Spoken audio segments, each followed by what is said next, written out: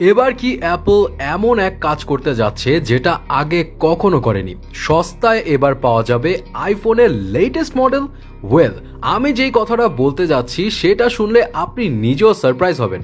সামনে 9 September Apple event হতে যাচ্ছে, যেখানে অফকোর্স অ্যাপেলের most high product iPhone 16 launch হবে।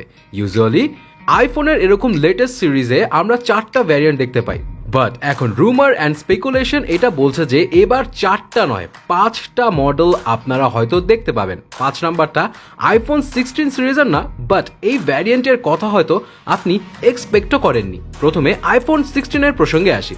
এবারের অ্যাপল ইভেন্টের থিম কিন্তু ইটস গ্লো টাইম, অ্যান্ড হয়তো সিরি এর নতুন ভার্সন এখানে ইন্ট্রোডিউস করানো হবে। অ্যান্ড মোস্ট প্রবাবলি এখন থেকে সিরি বলে ডাকলে ডিভাইসের চারপাশের এন্ডে যে গ্লো করবে। অ্যান্ড এই 16 series most probably pink, blue, black, white and green এই কালার ভ্যারিয়েন্টসে পাওয়া যাবে। আর যেই চেঞ্জেস আসবে সেটা হলো এখানে প্রত্যেকটা ভ্যারিয়েন্টসে অ্যাকশন বাটন থাকবে, যেটা এর আগে ছিল just iPhone 15 pro and pro ম্যাক্সে। এছাড়া আইফোন 16 প্রো অ্যান্ড প্রো ম্যাক্সের ক্যামেরার জন্য আরেকটা ক্যাপচার বাটন থাকবে, যে বাটনে ফুল প্রেস করলে ছবি তো উঠবেই, এছাড়া হাফ প্রেস করলে ক্যামেরা ফোকাস অ্যাডজাস্ট করবে। ইভেন 16 প্রো ম্যাক্সে 48 মেগাপিক্সেলের একটা আল্ট্রা ওয়াইড লেন্স থাকার সম্ভাবনা রয়েছে, যেটা লো লাইটে আইফোন 15 প্রো ম্যাক্সের থেকে ভালো পারফর্ম করবে। অ্যান্ড বলে রাখি, 15 প্রো ম্যাক্সে কিন্তু 12 মেগাপিক্সেলের আল্ট্রা ওয়াইড লেন্স ছিল। অ্যান্ড আইফোন 16 এর প্রত্যেকটাতে A18 বায়োনিক চিপ থাকবে, যেটা একদম লেটেস্ট চিপ প্রসেসর।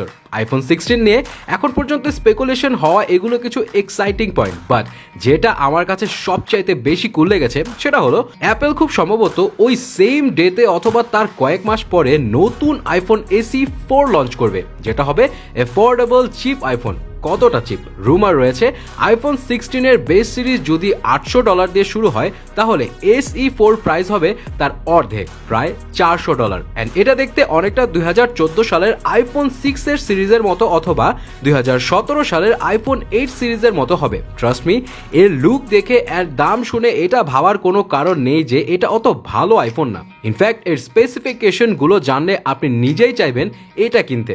ক্যামেরা একটাই থাকবে 48 মেগাপিক্সেলের, বাট সুপার হাই কোয়ালিটির সেন্সর থাকবে লেন্সে। অ্যান্ড এখানে রয়েছে আইফোন 16 এর মতো অ্যাকশন বাটন, প্লাস আইফোন 16 এ যেরকম লেটেস্ট চিপ প্রসেসর A18 থাকবে, এখানেও সেম প্রসেসর থাকবে। তার মানে এই সস্তা আইফোনও অ্যাপল ইন্টেলিজেন্স রয়েছে। And Apple intelligence smoothly run করার জন্য 8GB র্যামের প্রয়োজন, যেটা এখানে থাকবে, প্লাস এটার স্টোরেজ হবে 128GB। আর যেহেতু এখানে লেটেস্ট চিপ রয়েছে, তার AAA category high profile game যেমন অ্যাসেসিয়ান ক্রিডের মতো গেম পুরো আরামসে খেলা যাবে।